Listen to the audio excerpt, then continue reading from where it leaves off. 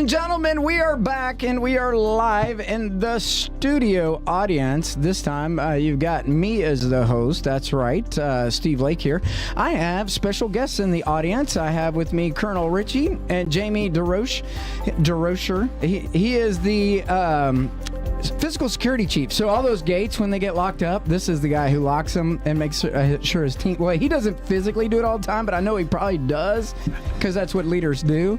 But he tries to make sure that the physical security of Fort Knox is up to par, and I'm sure you keep him on track too, right, Colonel Ricci? We try. We try to meet the standard. Well, yeah. I'm super glad to have you guys on the show. I actually look forward to this. I know the weather has not been wonderful for us last week, and we delayed for this week, but super glad to have you back in studio and talk about all the news that's the Knox news across the nation. I love our partnership and the investment y'all are making in Meade County for us through this relationship and helping spread the word about what we do in Meade County and our workforce that lives in Meade County and works on Fort Knox. I mean, we are industrious neighbors, I would say. Especially, if we cut off ties to China for steel, Nucor is going to be the only plate metal distributor for steel in the nation, I think. That's awesome. I don't know. I think I got a brief about that. Welcome. Hey, thank you. Thanks for having us, Steve. Yeah. Jamie, how long you been doing this? I've been on Fort Knox since 2011. Oh my gosh, you were here when I was here last. So absolutely started out as the guard chief for the guards. Okay. And, migrated over to the full security side. Yeah, I bet you stay pretty busy. Absolutely. I know we were joking because there's some rumor mill in the news media about certain visitors who might come to do all these inspections and stuff. So to break the news to everybody, they don't know. So I'm just going to let y'all know out there. They don't know if it's really going to happen, but I'm sure that everybody will if it does. So, and you can read between the lines on that. So I don't want to put anybody on jeopardy for that. Hey, what can you tell us about coming on post right now? Because I know that with the snow schedules and the delays and everything else, let's get into that. Well, first off, I'm going to say, darn that Puxatawny Phil, right? Yeah, 6 more weeks. I saw that's horrible, And I actually stayed up to watch that early in the morning. And Fort Knox, we need a little drought right now, clearly. Yeah. But now, so really, what I wanted to pass along before turning it over to Jamie, just hey, Fort Knox is an open post. We've got policies and procedures to get on the installation, and we look forward to serving the folks outside of our gates of Fort Knox and invite them in. And Jamie's going to run us through kind of some changes upcoming with Real ID. Yeah, okay. That's probably the biggest impact to getting on post that's coming our way, and we just want to be able to inform folks how that process works. So Jamie, turn it over to you. Absolutely. Thanks, sir. Yeah, I do have a quick question before you jump right into it, Jamie. There's an ID machine in the front gate that you can just put your ID in and it does that.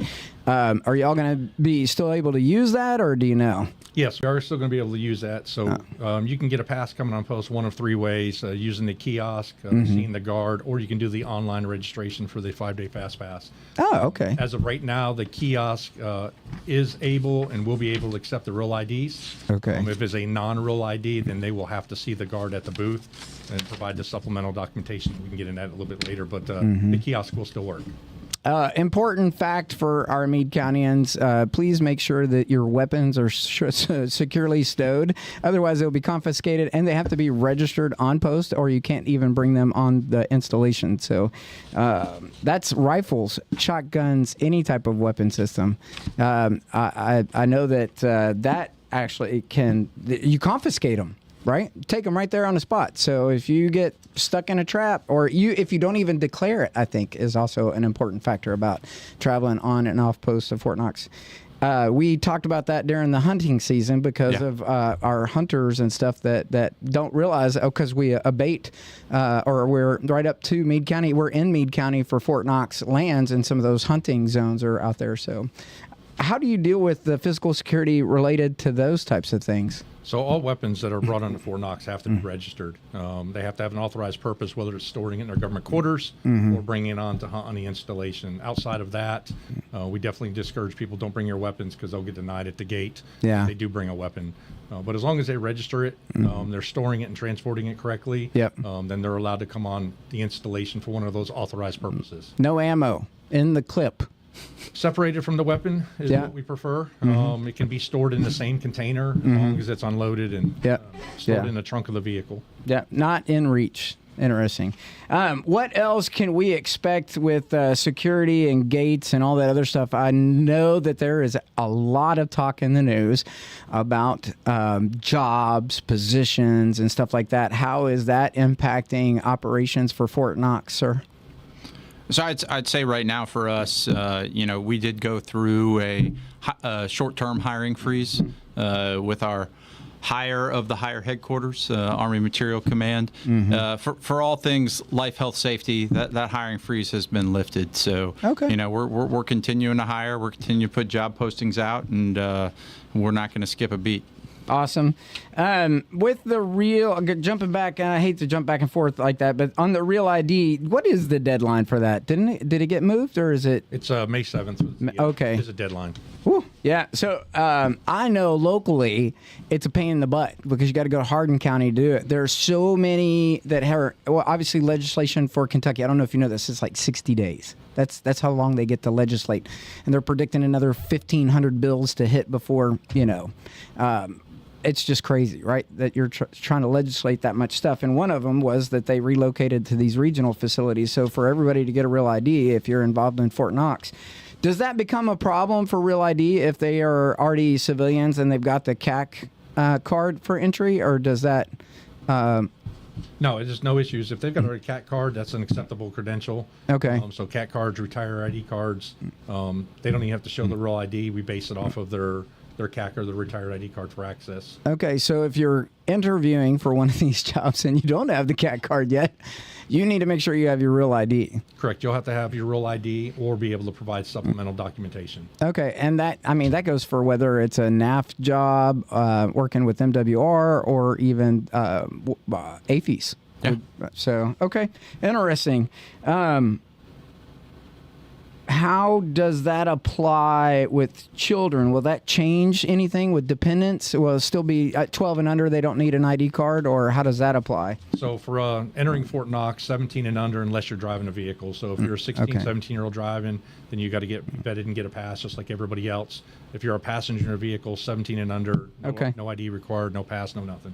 Okay. I think it's worth just highlight for us, Jamie, the if you don't have a real ID and you want to get on post, what are those documents that they can still provide? Absolutely. So there's a laundry list of documents. So for U.S. citizens, a birth certificate, Social Security card, registration, insurance card, something that has their name and address on it will be the supplemental documentation that can be used to gain access to the installation. If they're a non-U.S. citizen, then there's their passport, immigration, visas, permanent resident cards. There's a list of 20 or 30 documents that can be used as acceptable credentials. Yeah. Outside of working on Fort Knox, Colonel Ricci, what are some things that people could take advantage of that's really close by at Fort Knox?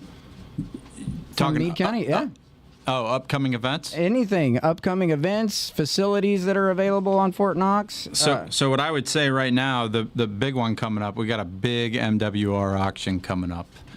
We've had to bump that MWR auction because of the cold weather. We do that thing outside, but March 22nd at 15 Queen Street on Fort Knox, we're going to go ahead have a lot of items for sale. So when old MWR items are no longer serviceable, good example being old gym equipment, things like that, we will put those items up for auction and folks can come on and take advantage of it. I think y'all end up with mowers and campers and boats and all the stuff from the MWR arsenal. Absolutely. From children's furniture in the daycares to all kinds of stuff. Yeah, lots of great items. So, on March 22nd, registration is going to begin at 8 a.m. the day of. The auction is going to start at 9. There's going to be a viewing of the items on Friday, March 21st at the same location from 8 a.m. to 3 p.m., so make sure to come out and check those out. The property is sold as is. Cash, credit card, and company checks are going to be the only accepted forms of payment. And then there's going to be a 10% buyer's premium added to winning bids. So once again, registration's free and open to the public, and all the information about the auction is available on the FMWR website. Got a phone number for everybody out there. You can call 502-624-3886. That's 502-624-3886 if you got any questions. Outstanding. 250th birthday is happening this year. You got any insights on what's going to happen with that, or is that still in a planning stage? It's very much still in a planning stage. I mean, we've got a broad concept. I'm working with General Barnett, my senior commander, the Cadet Command Commanding General, on what that's going to look like. Really, right now, we know we love getting out for a little run in the Army. It's what we do. So there's definitely going to be an Army run.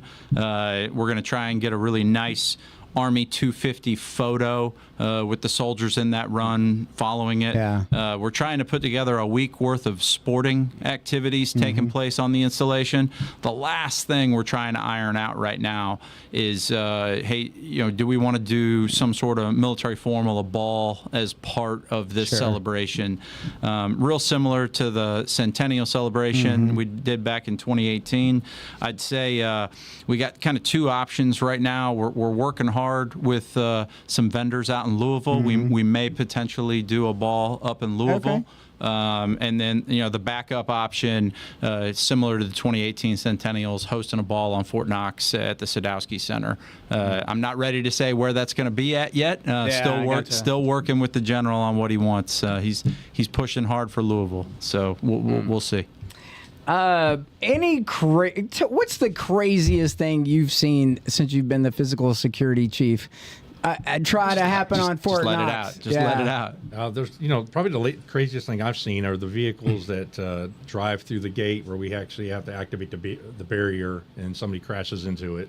That's happened a few times. Seriously? Since I've been here. Okay, this is like, I got to hear this. So they just blow right through the gate and then try to get on post. Yeah, we've had a couple incidences in the last probably 4 years. One stopped in lane 1 as the guard called them up. They just gassed it and drove straight through. Okay. Another lady who was, had probably some mental issues going on. Oh, I could see that. She came in lane 3, 45 miles an hour, never stopped. Drove through the cones, drove through the barrier, and we activated the barrier to stop. Yeah, wow. Do you think sometimes they get in that turn, they think they made the wrong turn, and then they just realize that it gets too scary for some of them? They don't have the mental capacity to handle that experience, or? I think some of them do. We do have a turnaround point before the barrier, or before the access control point, and after the access control point. People make that mistake all the time. Come to Fort Knox, they think it's a toll booth looking for the wrong location. Yeah. We turn them around and send them off post. I've seen that, and it's very professionally done. Not aggressive. Your guards aren't like that. What are you doing here? Trying to. It's very welcoming. Strength starts here, right? Yeah. And then I've seen them if they're in lane 3, they'll stop the other lanes and walk them to the point, and then they make their turn, and you watch them successfully leave. Sure. I for some that have never entered a post, I know my kids for the first time when they came on post, they're like, wow. It's overwhelming at first. It's like a whole new city. I don't know how to explain it, but it's like a bunker above ground. It's its own city. So,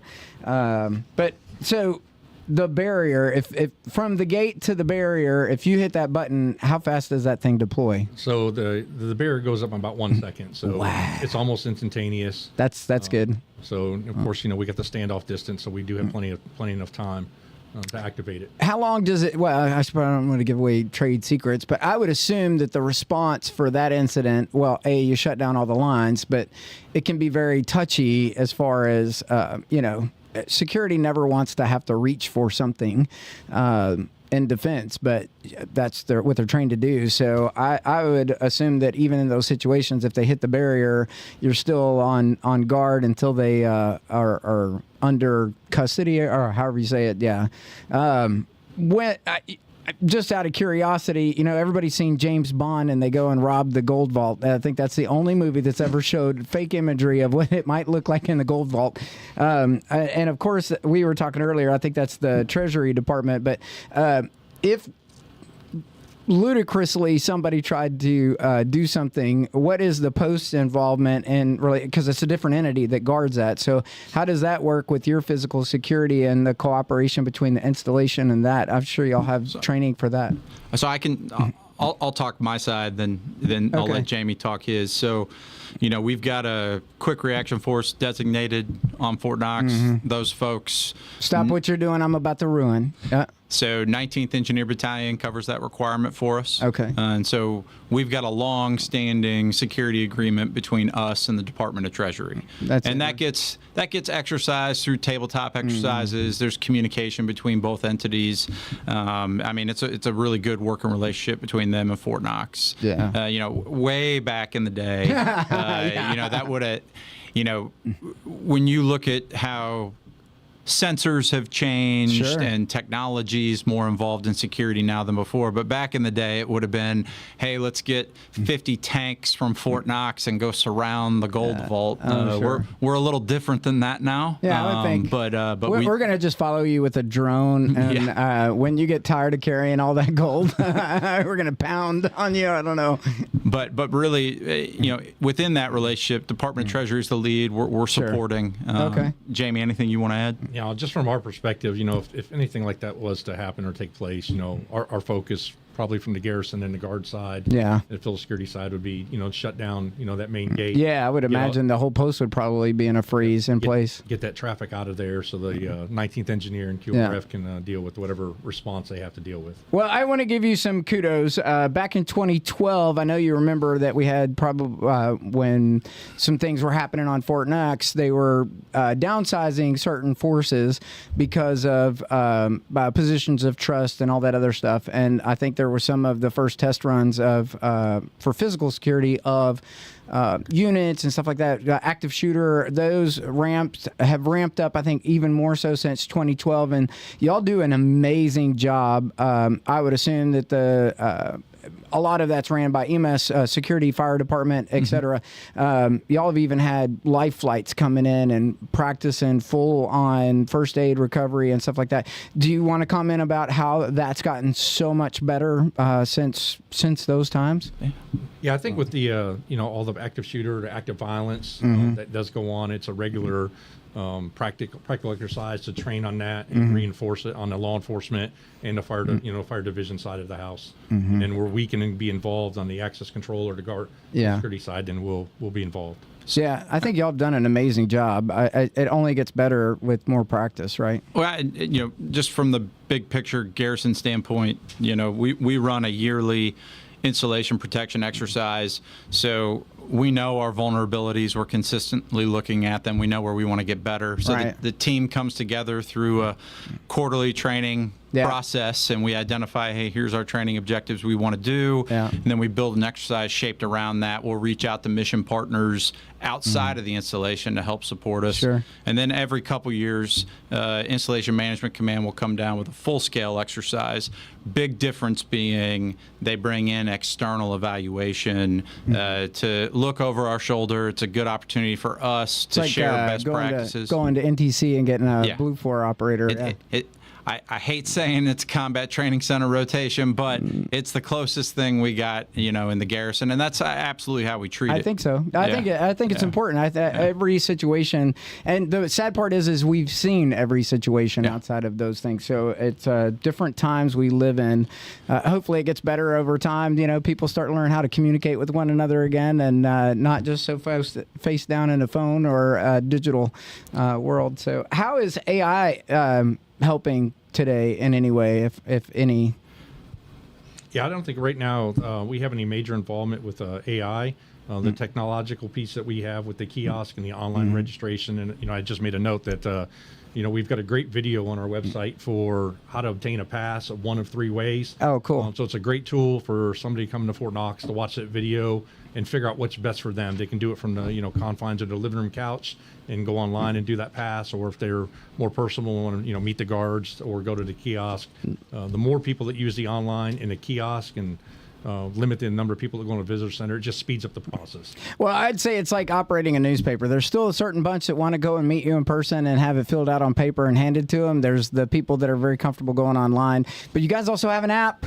There's an app for that. We do. And I'll just throw in one comment on the AI stuff. Really, for us right now, it's about getting better at analytics. Sure.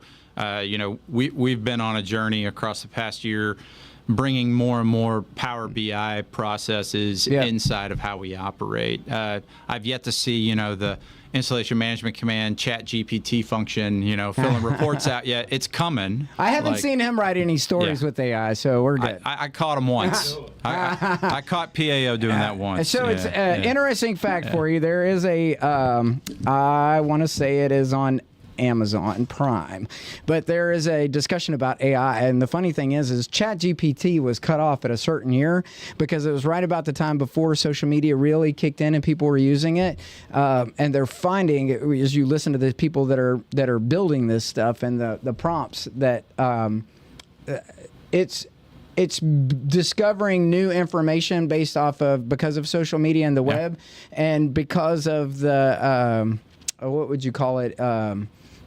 It's not always the truth in social media. It's subjective. So AI still has to be checked because stuff that's from the World Wide Web from this date back is pretty accurate historically on how we reported on things. But now, because of all the subjectivity that's available through social media and other platforms, AI could be misleading you. So it's not a good thing. I would think that once we get to a point where everybody is also on the national ID, I would say with facial recognition as prevalent as it is, those tools would probably be very helpful. Absolutely. But speaking of a tool, all right, so we'll talk about the new Army's new installation app called the My Army Post app. Mm-hmm. So if you've got the old digital Garrison app downloaded on your phone, delete it. Okay. All right. Yeah. It's gone. I'm getting rid of it right now. Yeah. All right, go ahead. Go in the App Store, download the My Army Post app. Okay. So for those who never downloaded Digital Garrison, who utilize Fort Knox in any way, I'd highly encourage you to download this My Army Post app now. It's just another tool to help community members access resources on weather in the area, post-wide alert messages, emergency contact numbers, and installation facility and gate hours. It also allows you to customize your homepage with specific items of personal interest. So if you want to find out about MWR events, you can tag community events in there. You can look at job announcements. You can use widgets for facilities such as child care centers, health clinics, and gyms. You're also going to have the option to receive push notifications for urgent information, such as those installation or gate closures, like we've been dealing with the weather for the past couple weeks. Status. Yeah. Other things, units, organizations, businesses, services, upcoming events by categories. We've got a whole brand new newcomers section in there. So if you're moving to Fort Knox, download this app prior to coming here, and you can start learning about your installation before you even show up. Super. It's available for free on both the Google Play and Apple App Stores. So we'd ask you all to download it today and start using it, giving us some feedback. I will do that. Are you able to post association stuff on that from the local support from facility? I was thinking it was going to be no. My public affairs master is telling me no. Yeah. Oh, no. Okay. Interesting. Okay. Yeah. Not me. I meant like AUSA or stuff like that. The nonprofit stuff that supports MOA, all those other ones. So what I'll do, I'll ask PAO to go back and check with hire. No worries. But it's really just meant for. Well, I'll tell you, they updated a few names on there already. I can see that's happened fast. I must say, it must be a PAO nightmare every time somebody wants to change a name of something, because every website has to be touched, every platform has to be touched, and it's just ugh. All right, Colonel Ricci, last thoughts for Meade County and what we need to know that we haven't already talked about today. Now, I would just say, hey, as this weather warms up, everybody go on the MWR website. We got a lot of great programming taking place on the installation. It's not too early to mark your calendars now. Fort Knox puts on a amazing 4th of July. We'd love to see folks come on out. And the area does a pretty good job deconflicting 4th of July celebrations. So you can get your fireworks on for like a week in a row around here. It's pretty America. It's pretty awesome. America. It is. It's the best fireworks I ever saw was in Anaheim, California.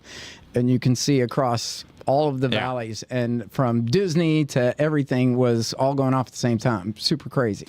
But really, for us, from a mission standpoint, we're getting ready for all those cadets to show up. I mean, that's a lot of Garrison focus right now, with facilities getting ready for this next cadet summer training cycle. So, interesting fact, I had this conversation last summer with the sergeant major for Cadet Command, and he said, it's the darndest thing, but they all want it printed out on paper. I'm hoping paper's coming back, but that's we'll awesome. See. It is. That's awesome. You Thank can you. find the Messenger at your commissary and PX. It is distributed 400 in distribution on Fort Knox for free at those facilities for our veterans and our service civilians, the DA civilians that are working out there, and our population. So. Or you could just subscribe and it comes to your doorstep. But anyway, sir, as always, it is a pleasure to have you on the show. I'm super glad that you guys came out again. I look forward to our next month meeting and hopefully getting more of those spring events out there. And Jamie, thanks for what you do. Thank you for inviting me. Yeah, no, I'm glad to have you. I hope you had fun on the show. And to everybody else that's out there, have a safe and wonderful day. Don't get stranded out there. Make sure you got fuel in the car. Make sure your car's running properly. And don't allow time to break, okay?